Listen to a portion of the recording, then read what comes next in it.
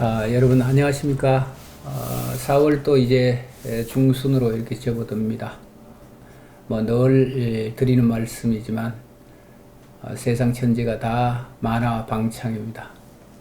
그렇지만 아직도 우리는 코로나 바이러스 때문에 굉장히 들 힘들어하고 또 뭐 가게 하거나 이렇게 기업을 하시는 분들이 더더욱 힘들어합니다. 그 가운데 또 좋은 말씀을 해주시기 위해서 오늘 또 어렵게 이렇게 간호윤 선생님이 오셨습니다. 안녕하세요, 선생님. 예, 안녕하세요. 자, 오늘 얘기는 우리 문242라고 하는 이 얘기인 것 같은데, 제 발음이 이제 이와 의 뭐 이 발음이 잘 구분이 안 돼서 우리 독자 경상도 분들 쌀과 살을 갖다가 발음하시기 좀 어려우시죠? 그게 이제 잘 안 됩니다. 안 돼서 늘 때로는 뭐 오해를 받기도 하고 때로는 뭐 이렇게 전달이 안 돼서 좀 곤란을 겪기도 하는데, 자, 문2사의라고 하는 글입니다. 여기 대해서 좀 말씀을 좀 포문을 한번 열어주시죠. 전라도 분들도 의자 발음을 잘 못하십니다. 전라도 분들이 그런가요? 그럼요. 나의 생각. 맞아요. 나의 생각. 들어가기 전에 조금 만화 방창 말씀하셨는데, 저는 오늘 제 소재로다가 이렇게 오면서 목련꽃이 뚝뚝 떨어진 걸 봤어요. 네, 지금 꽃이 떨어지죠. 그렇죠. 양지 쪽에 있는 목련은 벌써 한 주 정도 벌써 떨어진 게 이렇게 됐고, 거기는 이제 음지에 있어가지고 한 주 정도 늦게 펴가지고 엊그저께만 해도 아주 화사하더니만 오늘 아침에 보니까 뚝뚝 떨어졌더라고요. 만화방창은 어느 꽃에는 만화방창이지만 어느 꽃은 낙화군요. 뚝뚝 얘기 이제 들으니까 우리가 김영란 시인의 모란의 비기까지는 뭐 이런 그렇죠. 얘기 있잖아요. 한 해 내내 기다리다가 모란이 활짝 피고 그 한 해를 마무리하는 것이 시인에게는 모란이 뚝뚝 떨어지고 말면 뭐 그렇게 또 한 해를 또 기다리는 그 꽃인데 꽃이 떨어지기 손이 바람을 탓하겠습니까? 근데 세월은 탓해야 될 것 같아요. 그렇습니다. 지금 이제 처해 있는 그 세월. 화모는 11홍이니까 열을 붉은 꽃 없습니다. 청춘이 있으신 분들은 또 오늘 방송을 보시는 분들은 오늘은 오늘밖에 없으니 까르페 디엠 하시고 열심히 살아야 될 것 같습니다.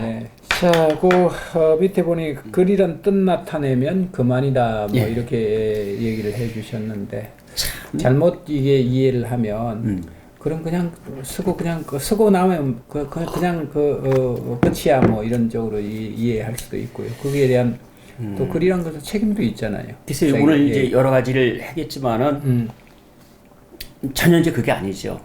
우리가 글을 쓰려고 그랬지, 자꾸 지으려고 하니까 자음과 모음을 갖다 합쳐놓고 문장과 문장을 갖다 합쳐놓으려고 하니까 엉뚱한 글이 나오는 거거든요. 사실 글을 쓰려고 그러면은 글을 쓰려는 마음이 먼저 선행이 돼야지 무엇을 써야 되겠다라는 게 먼저 마음에 있어야지 쓰는 것이지. 맞습니다. 항상 이제 그런 얘기를 해요. 나는 글을 쓸 줄 모른다. 글을 쓸 줄 모르는 게 아니라 무엇을 쓸 줄 모르는 거죠. 글은 다 쓸 줄 안다. 그러니까 무엇에 대한 마음이 일어나지 않았겠죠. 그러니 뭘 쓰고 싶겠어요.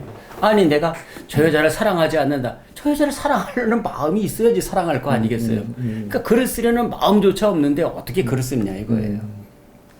맞습니다.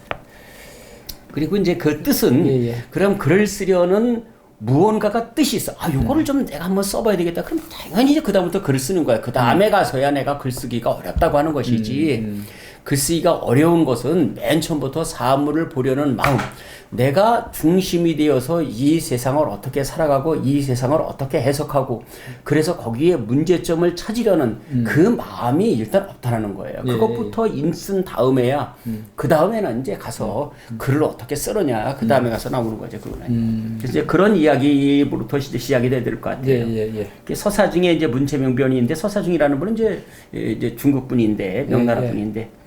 문체를 갖다가 아주 분명하게 변론한 글인데요. 문체라는 것은 글이 줄기고 문체는 뜻은 글이 임자라고 그랬잖아요. 뜻은 글이 임자라. 의자, 문지, 수야라. 아주 장수라는 겁니다. 뜻이 가장 중요하다라는 거죠. 글이 주인이요.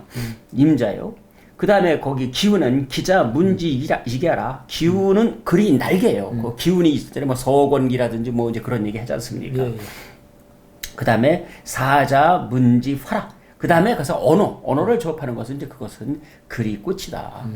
근데 글의 꽃은 우리가 지금 꽃을 피우잖아요. 사실은 예, 근데 예. 그 꽃을 피우는 것은 전 시간에도 말씀드렸지만 열매를 맺기 위해서 피우는 거죠. 그것이 굉장히 아름다워서 누구에게 뭔가 보여주려고 그러는 것이 아니라 사실은 그 꽃을 피우는 것은 열매를 맺기 위해서. 근데 모든 꽃송이는 열매를 맺지 못한다는 사실이죠. 저 열매를 맞는 것이 바로 이제 이 뜻이라고 볼 수가 있는 거겠죠. 네. 그렇죠. 그래서 이런 것들이 이제 우리가 그 글쓰기의 이제 첫 단계로 예. 들었었다. 그런 무엇에 대해서 써야 되고 그 뜻은 어떻게 그렇죠. 세워야 되고 그 뜻을 세우고 나면 이제 그 결과에 대한 예. 부분까지도 이제 있을 텐데. 그래서 이제 이 책이 이제 5개의 단계로 다 이제 되어 있습니다. 맨 처음에 심론, 마음이 있어야 된다. 마음이 있으면 두 번째 관론, 사물을 바라볼 수가 있다. 세 번째는 그 다음에 가서야 책을 읽어라. 그러면은 책이 달리 보인다. 동론.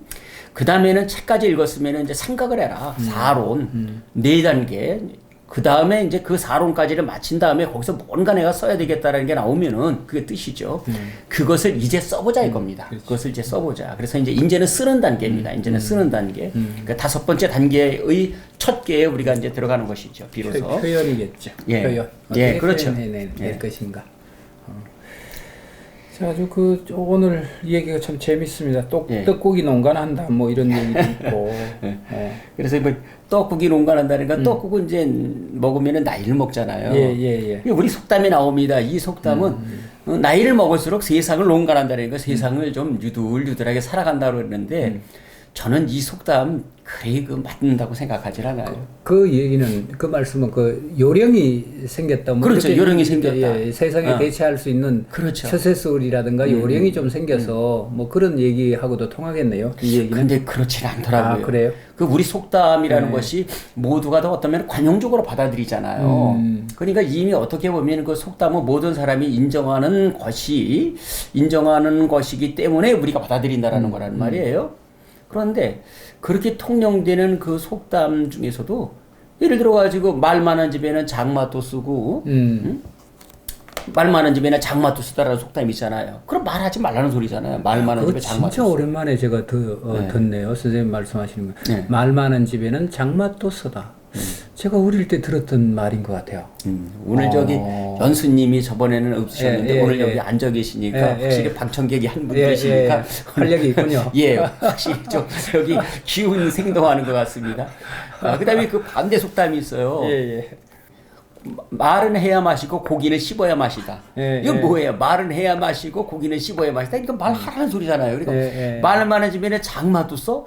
그 말하지 말라는 소리인데. 예. 말은 해야 마시고 고기는 씹어야 마시다는 뭐야? 이거 말하지 말라는 소리인데. 그럼 나는 어느 장단에 춤추냔 말이에요. 그러니까 우리 속담도 잘 한번 생각해 봐야 돼. 돌다리도 두들겨 보고 건너라? 아니, 제2한강교 언제 두드리면서 건너겠어요. 그렇잖아요. 그러니까 우리 속담 두드리면 무너져요. 망치 하나씩 들고 전부 다 두드리고 건너면은 그거 무너져요. 그 뭡니까 그 성수대교 옛날에 그 무너졌잖아요. 성수대교 무너졌죠. 그건 참 슬픈 예, 일이죠. 슬픈 일이죠. 그렇죠. 김영삼 대통령 때 그랬죠. 너무 두드리면 무너집니다. 예. 다리는. 자, 오늘 뭐 보니까 그래서 거기 이제 문장 천하 공물설 예. 참 진짜 이걸 모두가 좀 한번 들어봐야지 될 것입니다. 저는 여기서 무릎을 쳤어요. 예. 문장이라는 건 천하의 공적인 물건이라는 거예요. 공기다. 그런데 천하의 공적인 물건이다. 문장이라는 것은. 그런데 옛날에는 문장을 가지고 사실은 글 짓는 사람이 관리가 되고 잘 먹고 잘 살고 그랬잖아요. 예, 그렇죠. 과거라는 그렇잖아요. 지금도 영어 잘하는 맞습니다. 그렇죠. 영어 잘하는 사람이 아무래도 한국말만 하는 사람보다는 훨씬 더 낫지 않습니까? 저같이 한국말만 하는 사람은 외교부 장관은 죽어도 못하는 거잖아요. 외교부는 못 들어가잖아요. 그런데 문제는 여기에서 그치는 것이 아니라 제가 저 뒤에다가 이제 써놨는데요. 그 신춘문예 책으로 써놨습니다. 이 이제 문장 천하 공물설은 이제 송백옥이라는 분이 이제 한 말인데 동문집성 총서에서 한 사람의 일을 얻어서 사유하게 하면 안 되라는 겁니다. 모두가 다 사유를 하게 되는데. 근데 우리는 지금 솔직히 말해가지고 문해 그러면 신추문해를 생각하잖아요. 물론 이제 그 선생님께서도 이제 신추문해를 통해서 이제 등단하셨겠지만은 저는 이제 거기에 제 원고를 내지 않는 한 이유 중을 이유를 이 문화 천하 공물서 문장 천하 공물서로 잡습니다. 아니 누가 누구에게 글쓰기를 허락해 준단 말이에요. 모두가 글 쓰면 다 시인이 되는 거예요. 아예 중고등학교 다닐 적에 자기가 좋아하는 여학생한테 좋아하는 남학생한테 연애 보낼 적에는 연애 편지 보낼 적에 다 시인이지 뭐 거기 뭐가 있습니까? 자기 속내를 갖다가 어떻게 쓸까 두근거리는 마음으로 글을 쓰고 또 글이라는 게 참 좋은 글이 어디 있고 나쁜 글이 어디 있냔 말이에요. 자기 속내를 솔직하게 드러내는 게 글이거늘. 왜냐면 글은 곧 그 사람이거든요. 내가 미문을 갖다가 쓴다고 하면은 내가 그렇게 미적인 행동을 하면 모르겠지만 그렇지 않으면서 내가 그렇게 쓰면 그건 글을 거짓말 시킨다는 거잖아요. 그렇기 때문에 신추문해라는 것은 나는 그들만의 리그라고 생각해요. 난 그들만의 리그. 한국일보 뽑는데 미안하지만 한국일보에서는 한국일보만의 또 그들만의 리그가 있어요. 중앙일보하고도 달라요. 조선일보하고도 다르고 편집 그 사람들한테 그 신추문해 뽑는 심사위원도 또 자기들이 원하는 사람들이 있습니다. 자기 신문사를 통해서 등단한 사람을 데려오거나 그럼 거기에 맞춰서 글 쓰지 뭐예요. 그래서 옛날에 황순원 선생님인가 내가 어느 신문사에 내가 심사위원을 가니까 너희들은 한 논석도 그 신문사에다 내지 말아라. 뭐 이렇게 말씀을 하셨다고 경희대 그때 황순원 선생님이 계셨을 적에 그 경희대 국문과 출신이 저한테 그러더라고요. 그래서 전국의 신춘문예 출신 그 시인들, 소설가, 작가들 오늘 조금 속이 좀 부글부글 할 겁니다. 글쎄, 내가 어떻게 가지고 이 신춘문예를 이 과거를 급제했는데라고 생각을 하시겠지만 제가 볼 적에는 저한테 오면은 제 글쓰기는 다르기 때문에 솔직히 말해가지고요, 제가 비평을 읽어봤거든요. 정말 단 한 줄도 이해 못하는 게 있어요. 한 줄, 첫 들어가는 줄부터 이해가 되질 않아요. 무엇을 써놨는지. 근데 그거를 갖다가 굉장히 잘 쓴 비평문이라고 하는데 제가 비평문은 좀 가끔 읽어보거든요. 내 김시습의 비평문도 읽어보고 연암 선생의 비평문도 읽어봐서 이해가 가는데 어떻게 현대 나하고 같이 이 세상을 살아가는 사람들이 그리고 같이 공부했던 사람들이 쓴 비평문을 내가 이해를 못하는지 정말 제가 제 자신이 이해가 안 되더라고요. 내가 그를 이해를 못하는 것인지 아니면 내가 모자라는 것인지 정말 글에 문제가 있는 것인지 아니면 그들만의 비평 세계를 이루고 있는 것인지. 전국에 계시는 그 비평가 여러분 오늘 간호연 선생님 작정을 하시고 오늘 좀 말씀을 하십니다. 좀 잘 새겨 들었으면 좋겠다라는 생각이 우선 제 글도 좀 비평해 주세요. 차라리 잊혀진 여자보다는 미워하는 여자가 훨씬 더 낫습니다. 그렇잖아요. 미운 놈이 낫지 잊혀진 남자는 아예 기억에 지워져 버렸잖아요.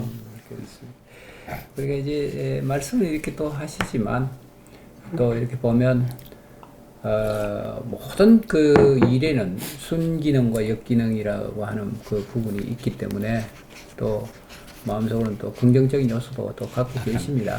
그러니까 애정으로 사랑하는 콤플렉스가 마음으로, 있어서 그렇습니다. 사랑하는 좀 이해를 해주시고 적당한 콤플렉스. 어떤 건지 것이 제가 글 쓰는 어떤 비결 중에 하나인지도 모르겠습니다. 자, 천하 공물 뭐 말씀이시고 그 밑에 보니까 말의 분장사 얘기도 조금 있네요. 한번 그거도 아울러서. 네, 말의 분장사라는 것은 그 이제 연암 선생이 이제 이야기를 한 건데요. 그것도 말의 분장사라는 거 그거 한번 좀 뒤에 한번 가보시겠어요? 24에 2번. 말의 분장사라는 말도 꺼려하지만 기어는 더욱 그렇다. 말에다가 분장질하지 말라는 거지요. 화장실 대들보에다 화장실 대들보도 뭐 화장실에다 단청해가지고 뭐 하겠습니까? 불교에 이제 그런 말 있죠. 단청하지 말아라 화장실에다가 그랬는데 쓸데없다라는 건데 아주 요즘은 화장실이 참 좋아졌습니다만. 그다음에 이 기어라는 것은 이게 기자가 비단 기자거든요. 비단 같은 말 들어놓지 말아라 이거야. 그러니까 마음에 없는 말 하지 말아라. 이 말을 교묘하게 꾸미는 짓 하지 말아라. 불교에서는요. 이거를 갖다가 하면은 10가지 악 중에 하나래요. 맞습니다. 그래가지고요 무간지옥에 떨어진답니다. 무간지옥. 지옥 중에서도 무간지옥이 제일 무섭다는 지옥이에요. 우리가 이제 늘 그 참회 진언 이렇게 참회 진언 이렇게 할 때 이제 망어에 대한 얘기, 기어에 대한 얘기 이렇게 있습니다. 그래서 거짓말을 하거나 말을 꾸며서 속이는 것 이런 것들은 지옥 중에서도 무간지옥에 그렇죠. 떨어지는 그 아주 악행이다. 그렇죠. 뭐 그러니까 말만 내세우거나 그렇죠. 말 가지고 뭐 그러지 말라는 거죠. 따지고 보면 어떤 뜻으로 얻었으면 그걸로 족하는 것이지 그것을 뭐 말로다가 표현을 하지 말아라. 다시는 왜냐면 말로다가 우리의 언어로서 특히 문자 언어로서 우리의 생각을 갖다가 온전하게 정립할 수가 없잖아요. 근데 이제 이런 얘기 잘못하면 좀 여성분들이 이제 어떤 난리를 하실 수 있는데 화장을 많이 하잖아요. 여자분들이 화장이 너무 진하거나 아니면 본 바탕을 왜곡하고 그야말로 분장이죠. 분장 수준으로 이렇게 하게 되면 좀 그 상대편이 좀 부담스럽지 않겠습니까? 이렇게 들여다볼 때도. 그래서 그 이은상 선생의 그 한눈 없는 어머니라는 수필이 있어요. 기억나실지 모르겠는데요. 이은상 선생님에게 이제 어떤 김군이라는 사람이 찾아와서 참 오래간만에 서로 말을 이렇게 이제 덕담을 주고받았는데 선생님 어느 그 화가를 아십니까? 그러는 거예요. 내가 그 사람하고 어느 정도 알고 있어. 그랬더니 그 사람에게 우리 어머니를 좀 그려주셨으면 좋겠습니다. 어머니 초상화를 좀 그려달라고 하면 좋겠습니다. 제가 돈을 얼마든지 내놓겠습니다. 아 그래요? 내가 그렇게 이야기를 하지요. 그러면서 사진을 이렇게 보여주면서 굉장히 부끄러워하는 거예요. 보니까 어머니가 눈이 하나가 없어요. 그러니까 이은상 선생님 마음이 어떻겠습니까? 짠하죠. 벌써 이 어머니가 그 눈으로 이 아들을 참 훌륭히 키워냈구나. 그런데 그 아들이 하는 말이 그려주실 적에는 우리 어머니 눈을 온전하게 그려주세요. 라는 얘기를 하는 거예요. 그래서 이제 그거를 듣고는 이 김군에게 이제 편지를 쓰는 거예요. 그 어머니가 진짜 어머니인데 눈 없는 어머니가 진짜 어머니인데 그 눈 그려놓은 어머니를 보고 두 눈이 온전한 어머니를 보고 무엇을 갖다가 어머니를 거기서 찾으려고 하느냐. 이제 그런 것을 써놓은 건데 한눈 없는 어머니는 그냥 한눈 없는 어머니로 해야죠. 그 한니발이라는 장군 있잖아요. 그 로마하고 이제 로마군을 이겼죠. 가르타구의 그 장군인데 그 한니발이 애구예요. 당태종도 그렇지만은요. 한니발이 애구인데 한 번은 이제 초상화를 그려달라고 그러는 거예요. 초상화를 화공을 불러가지고. 그랬더니 화공이 그 사람이 이제 눈이 하나 없으니까 눈이 없는 것을 갖다가 그대로 그렸어요. 그러니까 한니발이 화를 벌컥 내면서 아니 이놈아 내가 그렇지 않아도 눈 하나가 없는데 나를 갖다가 이렇게 그려놔? 그러니까 몹시 화를 내가지고는 내쫓아버린 거예요. 그러니까 다른 화공을 불렀어요. 그때 이제 그 얘기를 들었거든요. 그러니까 이번에는 두 눈을 다 그려놨어요. 그랬더니 내가 인마 두 눈이 있단 말이야? 이 자식은 나한테 거짓말 시키네. 응? 너 인마 아주 나쁜 놈이다. 그래놓고 그놈을 또 아주 혼을 내가지고 보낸 거야. 그 다른 화공을 다른 화공을 불렀어. 그랬더니 그 화공은 눈이 있는 측면을 그렸어요. 측면. 눈이 있으면 왼쪽에 눈이 있으면 한니발이 어떤 쪽에 눈이 있는지 모르겠지만 어떤 쪽 눈이 있는지 모르겠지만 왼쪽이라 그러면 왼쪽을 그렸고 오른쪽이라면 오른쪽에서 본 한니발을 그린 거예요. 야, 그 양반은 진짜 살아남기 위한 나름대로의 지혜의 터득이네. 그러니까 뭔가 볼 줄 아는 거죠. 차라리 초상화를 그렇게 그렸으면 되는 거죠. 만약에 어머니의 초상화를 그렇다고 그러면은 그러니까 없는 걸 만들어내지는 말아라 이거예요. 이 한니발의 측면을 그린 그 화가는 없는 걸 만들어내지 않았잖아요. 아마 그 얘기 중에 우리 조선시대의 선비들 보면 대체적으로 그거 초상화라고 합니까? 이게 뭐 다산 정력영 선생도 마찬가지고 이제 그런 게 있잖아요.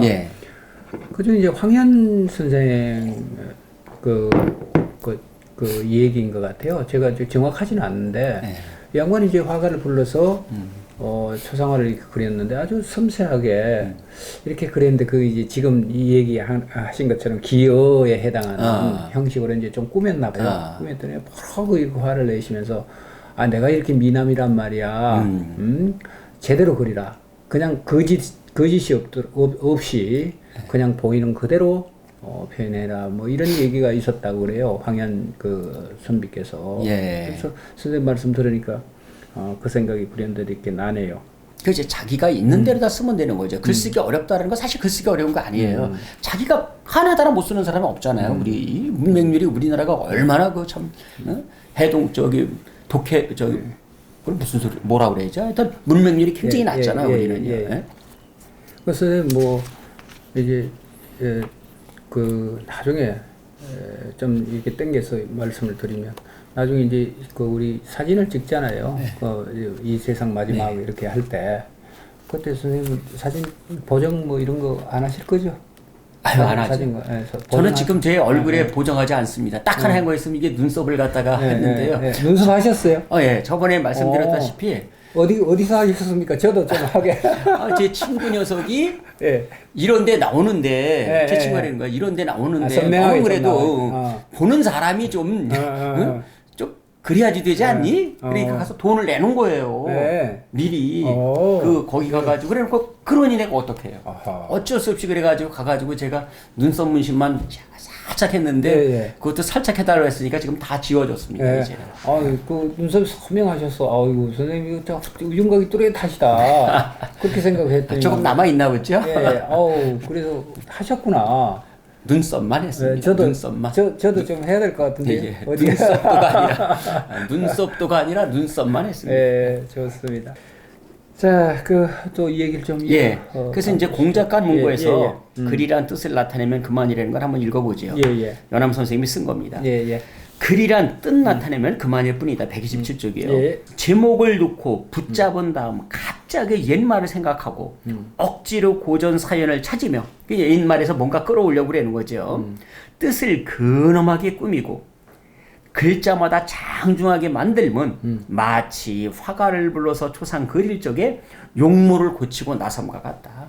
그냥 그대로 하라는 거죠. 그대로. 그렇죠.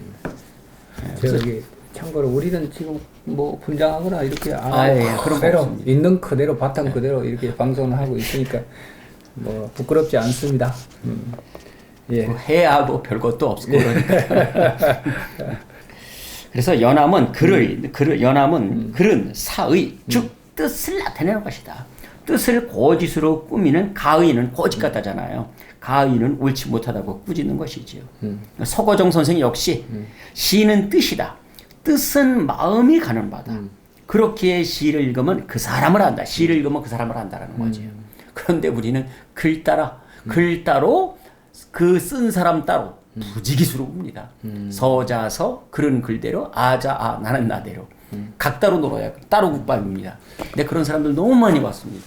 그래서 쓴 책이 제가 쓴 사입이라는 책입니다. 그래서 저도 이제 뭐 그 부분에 대해서는 자유롭지 못하는 한 사람이잖아요. 뭐 어쨌거나 뭐 글을 써서 이렇게 사는 업을 선택하고 있고 시를 써서 사는 쪽인데 옛날에 지금은 뭐 고인이 되셨습니다만 그 마종하라고 하는 시인이 계셨어요. 이분이 이제 저 화곡동에 사셨는데 늘 그 당신이 우울하거나 아니면 그 힘겨울 때 그 화곡 무슨 고등학교인가 이렇게 계셨던 것 같아요. 고등학교는 제가 자세히 모르겠는데. 그래서 이 어른이 꼭 그 우울하거나 이렇게 약주를 드실만 하면 부천으로 이렇게 내려오십니다. 내려오셔서 처음에는 뭐 우리 안부 묻고 뭐 이렇게 하잖아요. 그래서 뭐 어떻게 괜찮으십니까? 이렇게 얘기하고 하면 이제 이 양반이 그 평생의 울분이 선생님 지금 말씀하시는 건 이제 그런 의미예요. 그래서 글 쓰는 사람들이 왜 이렇게 겉다르고 속다른지 모르겠다. 그러면서 이제 막판에 되면 만취를 하셔서 이제 몸도 못 가눌 정도가 됐는데도 불구하고 그 부분에 대해서 분노하시고 막 이렇게 했던 기억이 나거든요. 그래서 저도 이제 그게 젊을 때였죠. 젊을 때 이제 그렇게 그 말씀을 늘 이렇게 들으면서 나는 그러지 말아야지. 그러면서도 그게 혹시라도 본의 아니게 또 이렇게 표현이 되기도 하고 이렇게 하는데 오늘 선생님 말씀 들으니까 다시 한 번 더 그런 생각을 하게 됩니다. 글 쓰는 글을 그러니까 마음으로 써야죠. 마음으로 써야지. 네. 그래서 그 이제 이제 보면은 예, 한 장 예. 넘어가시면은 이제 예. 점기부라는 게 있어요. 점귀부. 예, 점기부. 점기부라는 건 이제 죽은 사람의 성명을 기록하는 장부예요. 죽은 사람의 성명을 기록하는 장부인데 이것이 뭐냐 그러면은 바로 옛날 글을 자기 글처럼 속여서 끌어다 쓰는 것 이런 걸 갖다 점기부라 그러는 거예요. 남의 글을 끌어다가 쓰는 것. 요즘 그 처음 보이니까. 요즘 얘기로 하면 뭐 표절 뭐 이런 그런 것, 그렇죠. 그런 개념이 과도하다라는 거죠. 어느 정도는 뭐 당연히 예, 그것은 볼 수가 있죠. 그렇게 인용하고 쓸 수 있고. 이제 그럼요. 표절은 다른 거죠. 그럼요. 한글 아래 뭐 솔직히 말해가지고 예? 살아온 게 그거다. 어디 있습니까? 예. 다 누군가 다 거쳐가는 거죠. 맞습니다. 누군가 예. 다 쓴 말을 지금 우리도 자음과 모음을 쓰는 거잖아요. 그러나 지나치게 뻔히 남의 글인데도 그걸 자기 거를 갖다 쓰거나 이런 거는 죽은 사람의 성명을 기록하는 장부 그것에 지나지 않는다는 게 얼마나 무섭습니까? 예, 예, 예. 그런 부분들이 이제 우리가 뭐 예술 쪽에서 이제 그 가끔씩 이렇게 문제가 되고 이렇게 예. 하잖아요. 음악도 그렇고 또 뭐 한때는 그림 하면 또 우리 그 뭐 가수 하면서 이렇게 하신 분 계셨잖아요. 그림도 하시고 이렇게. 예, 하는 그렇지. 분이 뭐 위장 논란도 있고. 예. 또 이제 뭐 글 쓰는 사람 중에서는 뭐 시인도 거기에 자유롭지 못하지만 또 소설 쓰는 분 중에서 그렇죠. 예. 또 이제 그 표절 뭐 이런 얘기가 있어서 논란이 되는데 참 이 경계가 참 본인이 정말 선생님 말씀하시는 것처럼 나무 글을 인용을 하는 것을 그대로 밝히면 괜찮은데 그것을 마치 자기 글이냐 이렇게 함으로 인해서 자꾸만 문제가 도드라지게 글쎄 그건 남에게 맡길 일은 아닌 것 같아요. 예, 자기 이미 자신의, 본인이 알아요. 예, 자기 자신의 문제잖아요. 자기가 알아요. 내가 이거 누구 글을 갖다가 가져왔는지를 압니다. 그러니까 어디서 가져온 거를.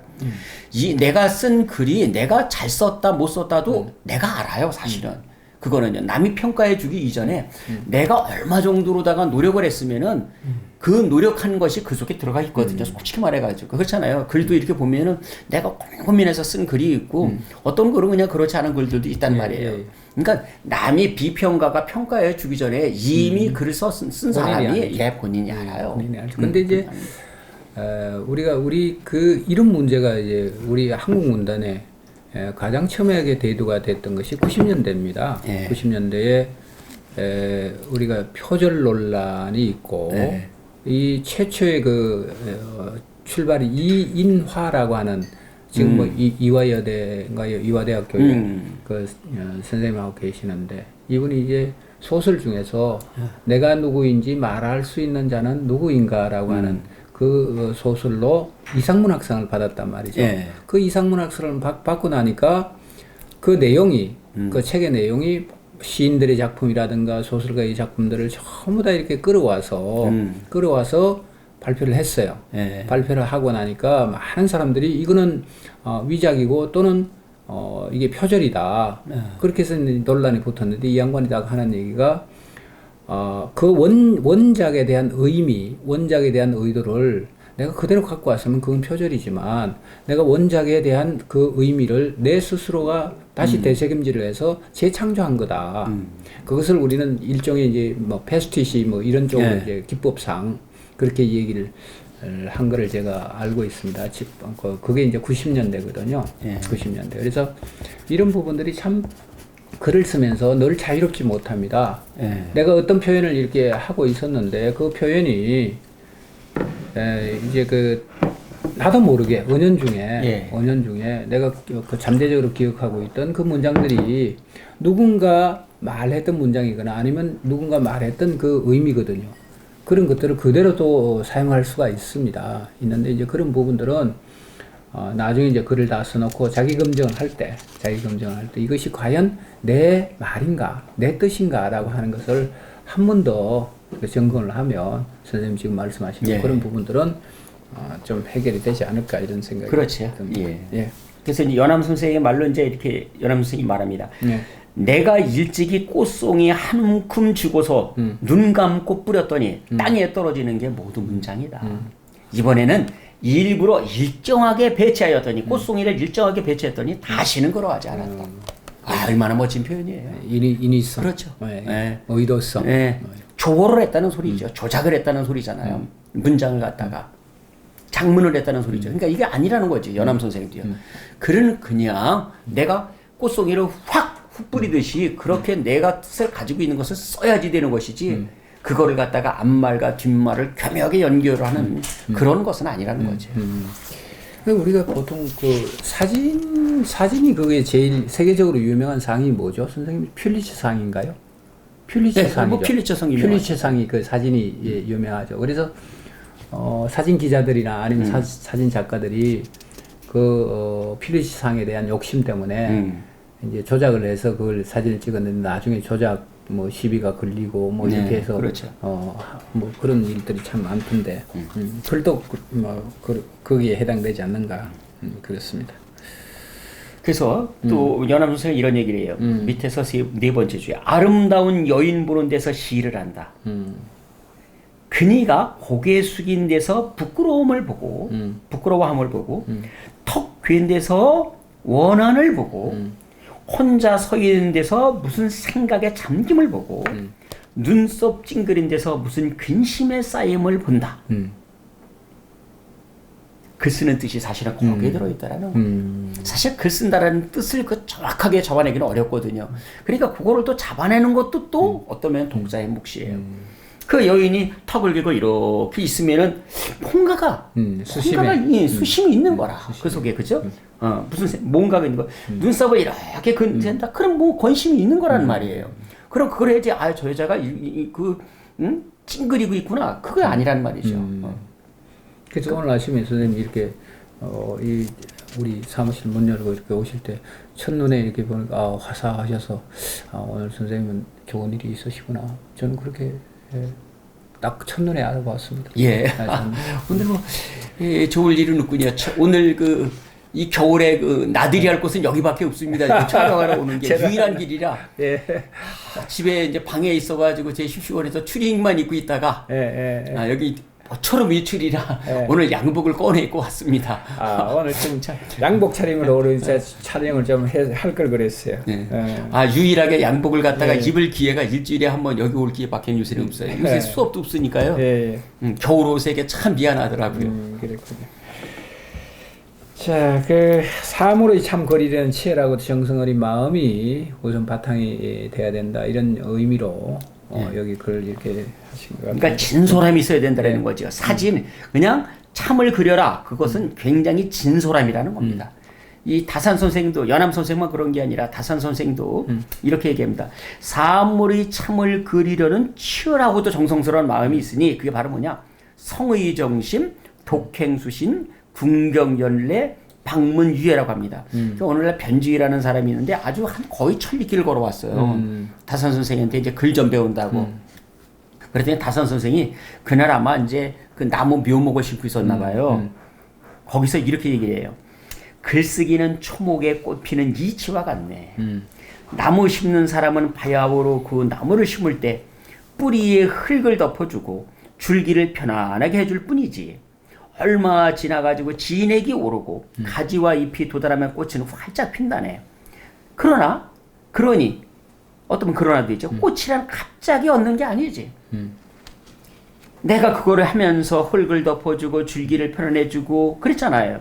그게 바로 정성스러운 마음이 있어야 되고 성의, 바른 마음 있어야 되고 정심, 성실한 행실과 독행, 바른 마음을 닦아서 수신, 그 줄기를 편안하게 하며 학문을 깊이 연구하고 궁경, 예를 닦아서 연례, 진액을 돌게 하고 널리 듣고 방문, 법도를 익혀서 유예, 법도를 익혀서 가지와 잎을 도달하게 하는 거지 그러는 거예요. 그러니까 성의 정심, 독행 수신, 궁경 영례, 방문 유예가 학문을 하는 것이 아니라 이것은 어떠면은 나무를 키우는 것도 그거와 똑같다.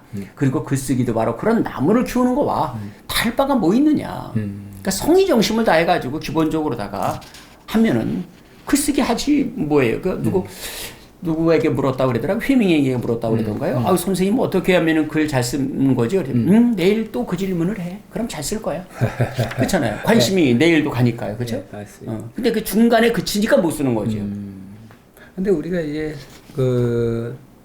농경사회였잖아요. 제 어릴 때만 하더라도 근데 이제 모든 그 대한민국에서 이 나라에서 사는 백성들의 직업이 거의 한 7할 정도가 80% 이상이 이제 농부였잖아요, 농부. 예. 그래서 그 봄에 씨앗을 뿌리고 여름에 키워서 이제 가을에 우리가 수확을 하는데 세상을 농부의 마음으로만 가지고 농부와 예. 같은 마음만 가지고 이 세상을 산다면 이 세상에는 어려움이 없다라는 얘기를 참 제가 많이 예. 들었거든요. 어릴 때 할머니도 그렇게 말씀을 해주시고. 그래서 그 얘기는 농부가 예를 들어서 씨앗을 뿌릴 때 당장 이 씨앗이 뭐 내일 꽃 피고 뭘 해서 열매를 기대하는 건 아니잖아요. 네. 그래서 열매를 그 씨앗 심고 여러 내 정성 들여서 가꾸고 온 그 힘을 기울여서 한 연후에 이제 결실을 보는 그 시간인데 그 기다림과 노력과 이런 것들이 있는 그 삶이다라는 거죠. 그래서 저는 그 얘기를 이렇게 들으면서 글쓰기도 이와 같구나. 선생님 말씀하시는 예. 지금 그 사물에 대한 깊이 있는 통찰과 그런 것들을 곱씹어서 그것을 표현해내는 그 과정이 이제 반복적으로 예. 반복적으로 그것을 재련하고 정련을 해서 표현하는 것이 필요하다. 이런 게 이제 예. 그래서 저는 앞으로 이제 이 글쓰기에 대한 책을 내면은 글쓰기는 연애다 이런 책을 한번 내보려고. 연애다. 글쓰기는 연애다. 연애는 딱 그렇게 써먹거든요. 예. 그래서 제가 그런 얘기. 백마 타고 온 왕자 그 저기 백설공주 있잖아요. 예, 예. 백설공주가 그 7난장이가 그냥 먹여주고 재워주고 입혀주고 했는데 7난장이 다 버리고 그냥 그 백마 탄 왕자한테 갔잖아요. 예, 예, 예. 근데 백마 탄 왕자를 7명 갖다 놓고 백마 탄 왕자 7명이 먹여주고 재워주고 입혀주고 했어요. 그리고 어디서 쇼다리 난장이가 나타났다고 생각해 보세요. 7난장이가 먹여주고 재워주고 입혀주고 했는데 한 놈도 좋은 놈이 없는 거예요. 다 그 놈이 그 놈이에요. 그렇잖아요. 각자성이 없어요. 그러니까 좋아하지 않았었던 거예요.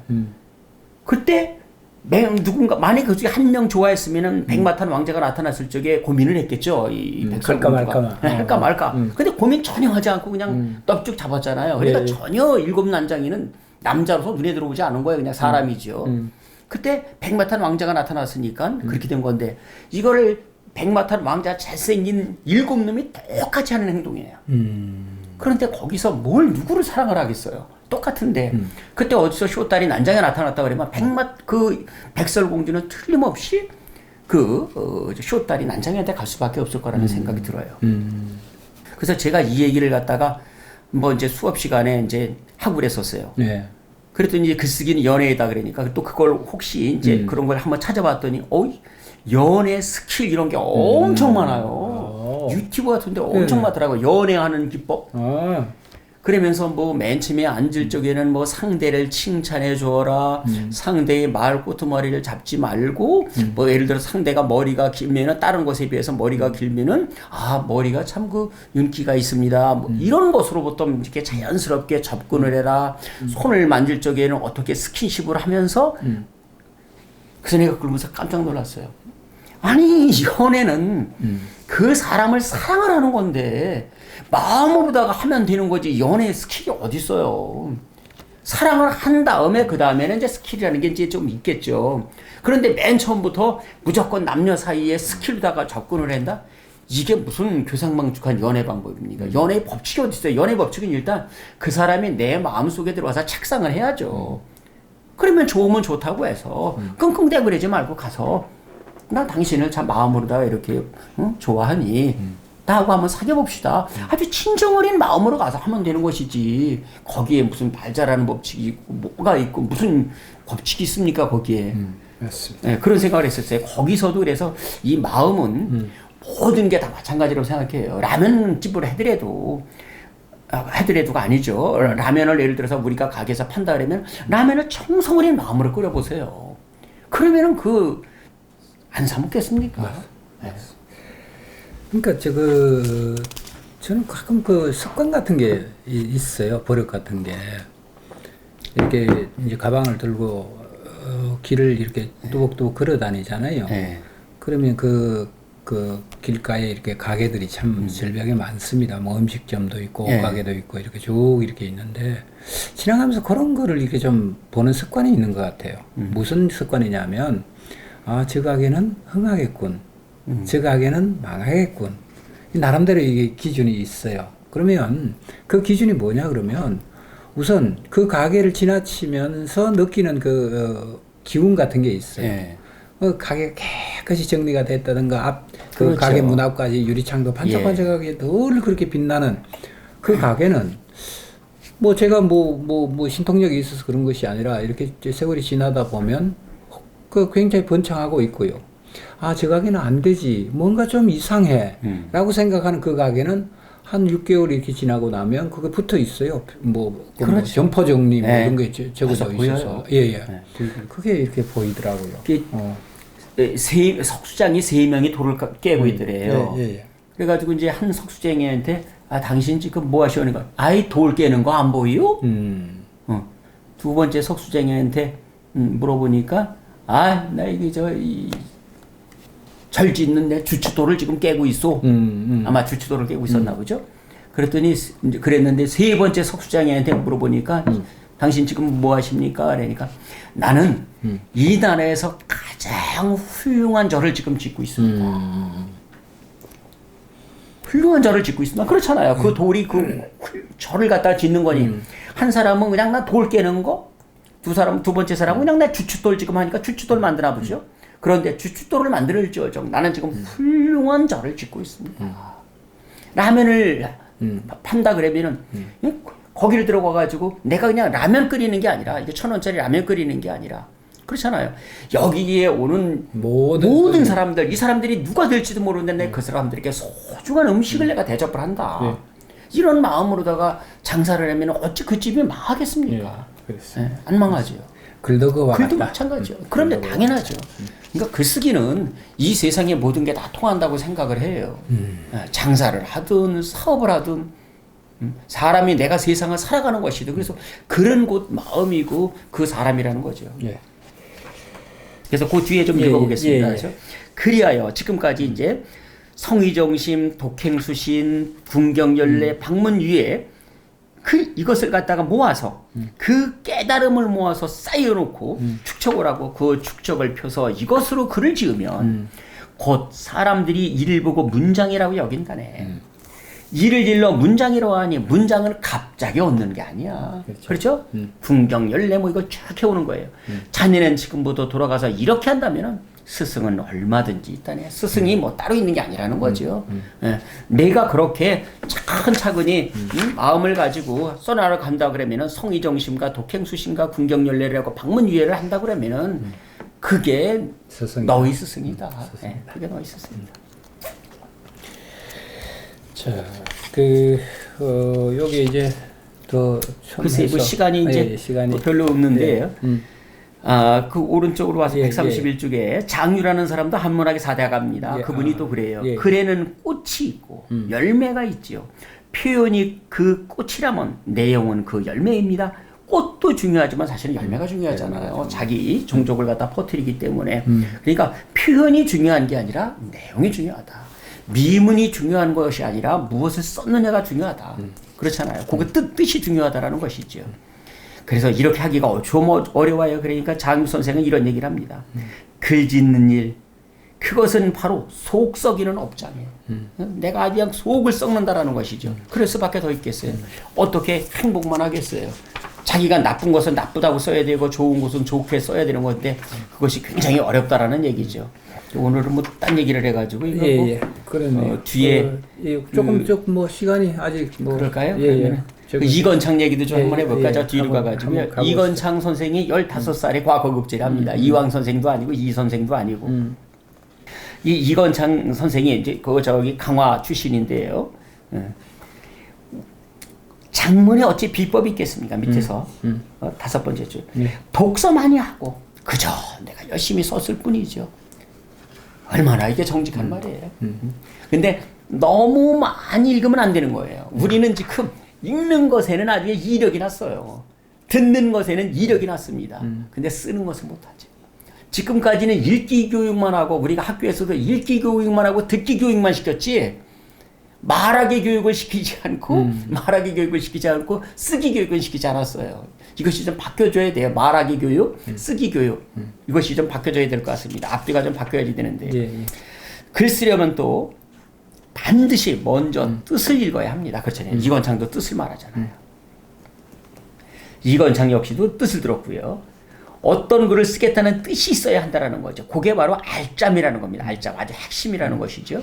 그 이정직이라는 양반은 사람을 몸 뼈대로 작품 묘미를 옷짓게 비유합니다. 사람의 몸의 뼈대, 그것이 주제, 뜻이라고 하고 그 다음에 옷이 이것은 뭐예요? 그 글이라는 것이죠.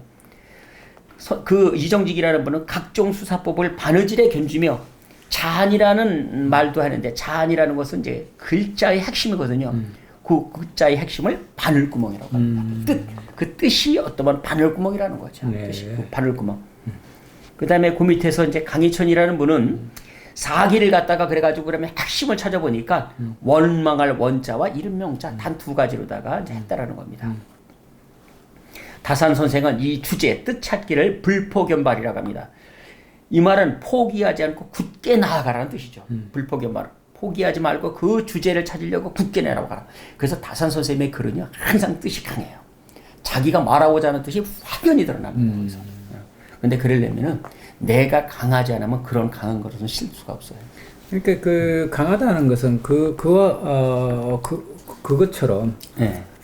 수십 번을 수백 번을 또 곱씹고 이렇게 해서 그렇죠. 정리된 어떤 네. 핵심 주제가 뚜렷하기 때문에 그 글이 강한 것이 아닌가. 그렇죠. 그러려면은 명사를 많이 써요. 허사보다는. 예, 그 허사. 이건창 선생 같은 경우에는 허사 쓰지 말라고 그랬어요. 허사를 쓰지 말아라. 조사나 부사 이거는 뭐 서양도 마찬가지더라고요. 나의 생각이 아니라 내 생각이거든요. 내 생각이죠. 내 생각. 그게 더 명확하거든요. 그랬어. 네. 그런데 우리는 내 생각이라고 쓰지를 않는단 말이에요. 나의 생각을 하죠. 관현격 조사 의도 너무 많이 써요. 그러니까 우리 속담에 이제 그런 말들의 영향도 있겠죠. 그 모난 돌이 정 맞는다. 그렇죠. 튀는 놈이 그렇죠. 정 맞는다. 있어요. 내 주장, 내 생각 이런 것들을 얘기하면 반드시 표적이 되고 공격의 대상이 되니까 되도록이면 그런 걸 하지 않았으면 좋겠다. 뭐 이런 의미도 거기에 숨어 있지 않겠습니까? 이건 뭐 말이 조금 뭐 끌어온 느낌이 없지 않아 있긴 한데.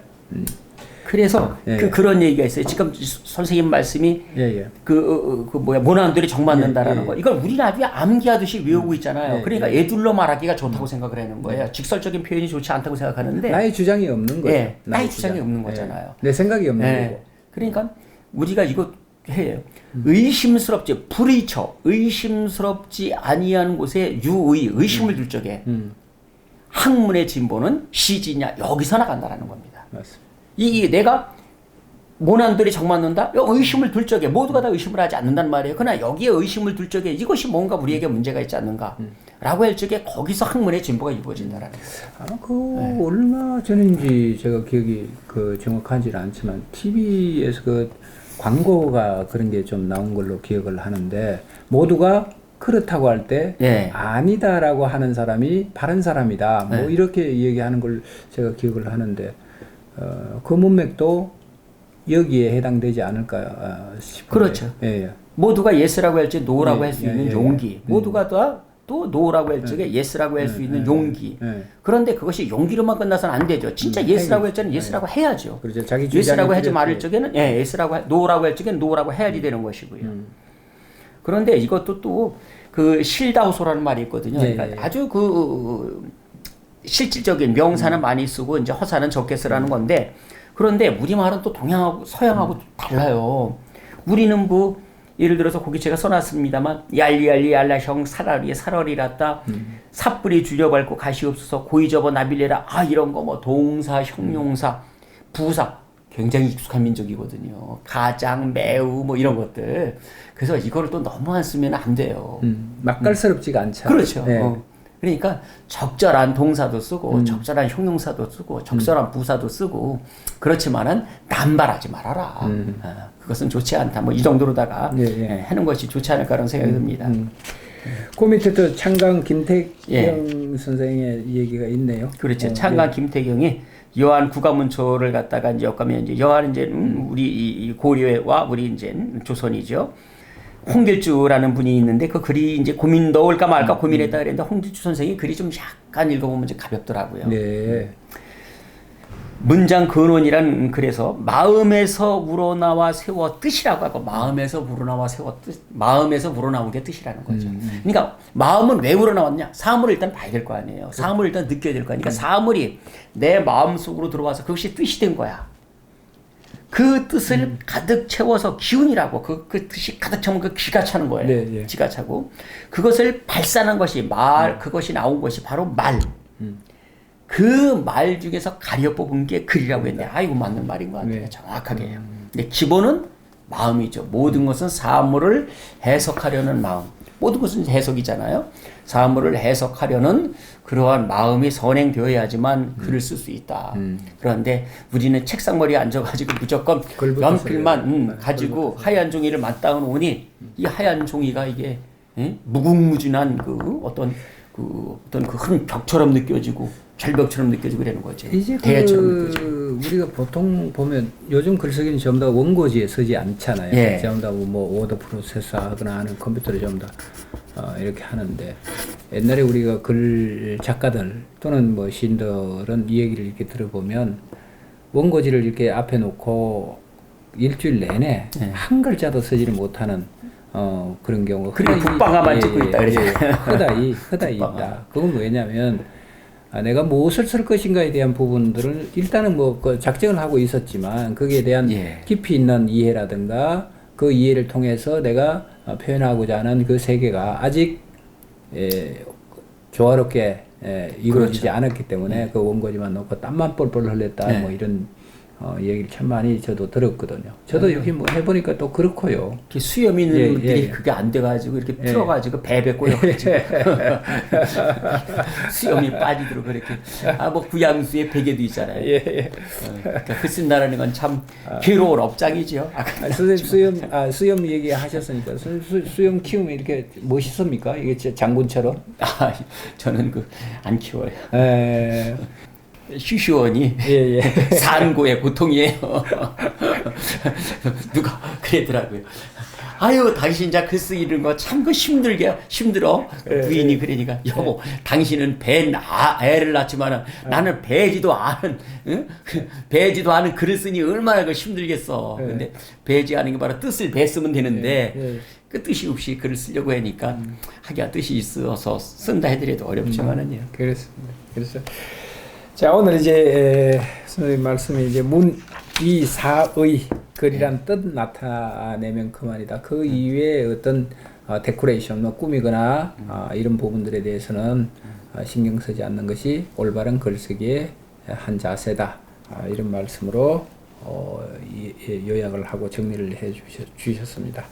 한마디만 더 덧붙인 문장의 주인은 이것을 시청하시는 여러분들입니다. 여러분들이다. 주인 행세를 하세요.